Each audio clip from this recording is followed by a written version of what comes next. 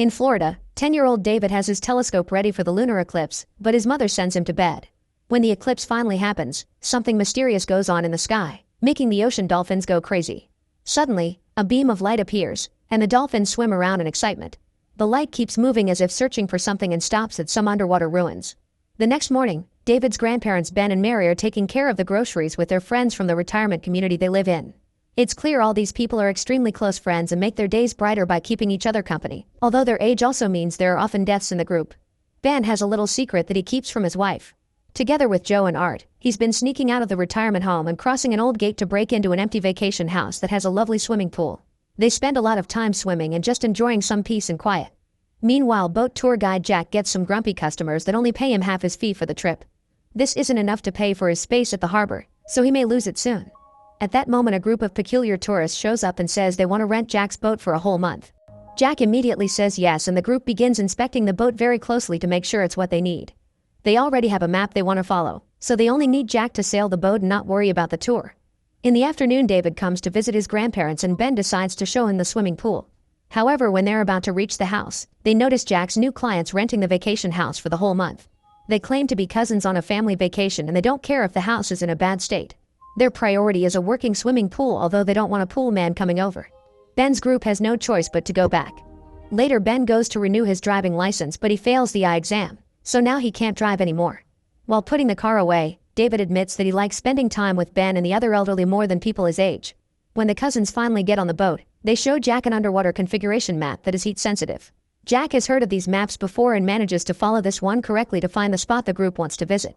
The cousins put on their own scuba gear and dive in. On the ocean floor, they use the advanced tools they've brought to retrieve some huge cocoons from the old ruins while the dolphins watch them closely.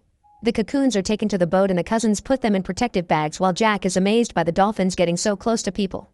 When the boat returns to the harbor, Ben and his friends watch them from afar with binoculars and wonder if those big bags have illegal substances.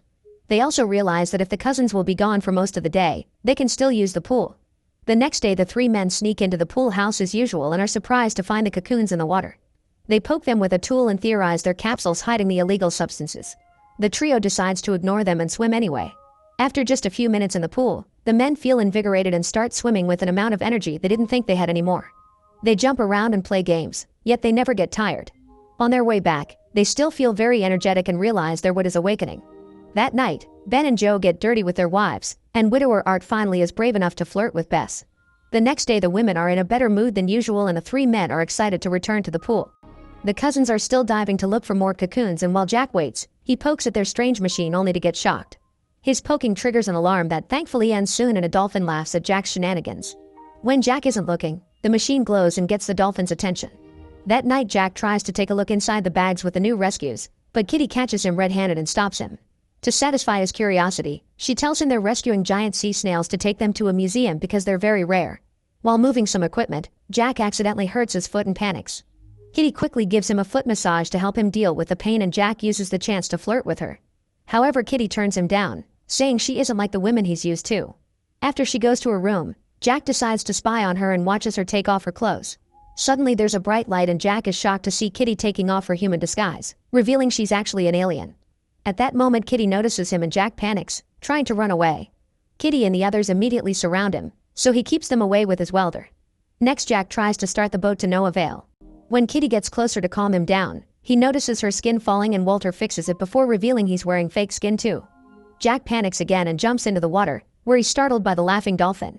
The group helps him get back on the boat and promises they won't hurt him. In fact, they'll still pay for the service. These people aren't cousins, they're aliens known as Antarians. Thousands of years ago, they set up an outpost on Earth that became Atlantis, the legendary continent that sunk to the ocean floor.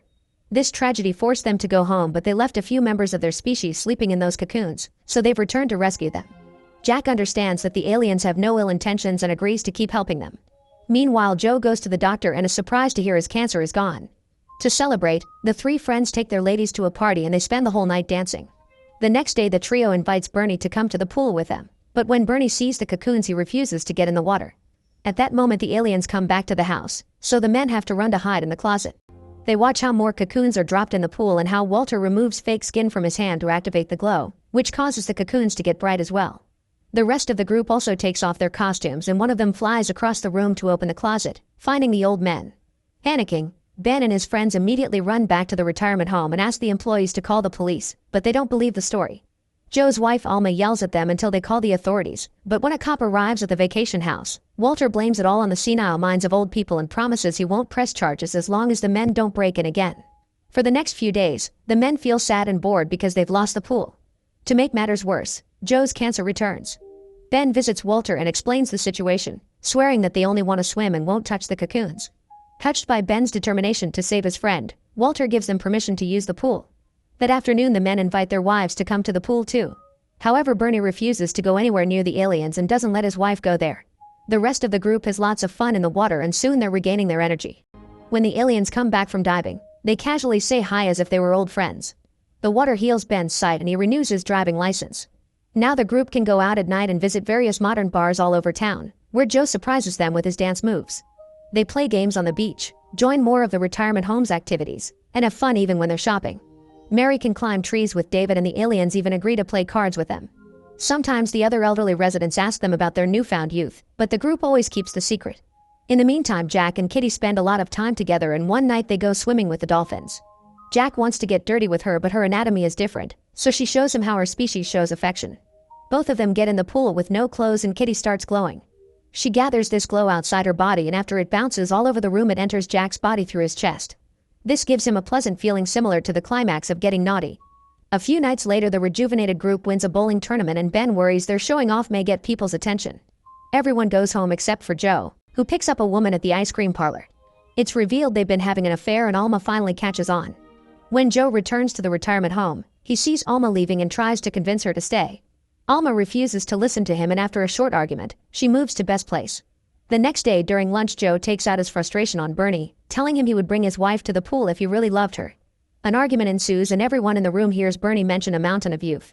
Bernie tells Joe this attitude is why Alma left him and Joe gets so angry he tries to punch him, but a security guard cuts in and gets punched instead. When a second guard comes to help Joe begins to beat him up too and doesn't stop until Art pulls him away. After hearing the argument, the other seniors realize the secret is in the pool in the vacation house. A large group of old people leave the retirement home and bring down the old fence to rush into the pool, where they start swimming and splashing without being careful around the cocoons. They even use one as a toy. At that moment Walter comes in and yells to kick them out. When nobody reacts, he threatens to call the police, which finally makes them all leave. Afterward the aliens open the cocoons and discover that the old people used all of the pool's healing energy, so the aliens in the cocoons are now all shriveled and almost dead. Walter announces they won't be able to help them and is surprised to notice his human disguise cry. Meanwhile Bernie brings some medicine for his wife only to discover she's died. The grief hits him so hard that he picks up the body and takes her to the pool to try to revive her, but since the water lost its power it doesn't work. Walter finds him and apologizes for being unable to help. Minutes later an ambulance arrives to take the body and Ben decides to visit Walter to apologize in the name of his community. Walter explains he never felt grief before because his species is immortal, yet now there are 2 dead aliens in the cocoons. He wants to put the rest of the cocoons back in the ocean so they can sleep again until he can come back with more power, but there's no time because he and his crew must fly home the next day. Determined to make up for his mistake, Ben gathers a bunch of his friends and together they put the cocoons in the boat. Jack takes them to the right spot and the seniors are given diving equipment so they can help take the cocoons back to the Atlantis ruins too. The cocoons are well hidden while the dolphins swim around them. Once the whole process is done, Walter points out that since he couldn't rescue his friends, there's extra room in the spaceship. If the old humans want, they can leave Earth and start a new eternal life on the alien planet. The seniors agree but first they have to prepare a few things. Ben tells Dave that he and Mary are leaving and David won't be able to visit them ever again. When David asks why and Ben mentions outer space, the boy doesn't believe him. Mary hugs her daughter Susan and David one last time as a final goodbye, but she doesn't cry until they're far enough. Art takes all his savings from the bank and starts giving them away to random people on the street. Then he gets married to Bess. Joe visits Alma to tell her about the aliens' offer. He explains he wants to go, but if Alma doesn't, then he'd rather stay here with cancer to wait for the end with her. Feeling bad for him, Alma agrees to go. The rest of the residents are also told about the offer and most of them agree to go. They wait for the employees to fall asleep and sneak out of the building without making any noise. While they board the boat, Bernie shows up to say goodbye because he's chosen to stay. Unfortunately, Jack can't start the boat so they'll have to wait for him to do some repairs. At the same time, Susan notices David is crying while waiting for another eclipse and wonders if he knows why her parents were behaving weirdly, but he refuses to tell. A worried Susan decides to visit the retirement home and when the security guard goes looking for Ben and Mary, he discovers all the beds are empty. He immediately calls the police who start searching the area with Susan's help. However, David sees the boat finally taking off and runs down the harbor, jumping at the last second to join his grandparents. The cops think it's a kidnapping and alert the Coast Guard. Soon choppers and more boats are going after the group. Jack pushes his boat to go faster and a chase begins as the cops threaten to come aboard. Realizing he's putting his grandparents in danger, David gives them a last hug before jumping into the water. The Coast Guard concentrates on saving the kid and Jack's boat gets to leave without issues. When the eclipse finally begins, a spaceship appears in the sky and creates a thick fog to keep the Coast Guard at bay. In the middle of this fog, the spaceship turns on a bright light to find Jack's ship. Walter pays him way more than they agreed so he can buy a new boat and thanks him for being a good friend. Jack hugs Walter and kisses Kitty, who promises to visit the next time they come to Earth. At that moment, the spaceship's light beam begins lifting the boat, so Jack jumps into the water and leaves in a life raft. With the fog covering their escape, the aliens and the elderly are taken into the big spaceship, which quickly flies off into space. The next morning, a funeral is held for all the old people that supposedly were lost at sea. Susan cries for her parents, but David looks at the sky, finally believing Ben's story.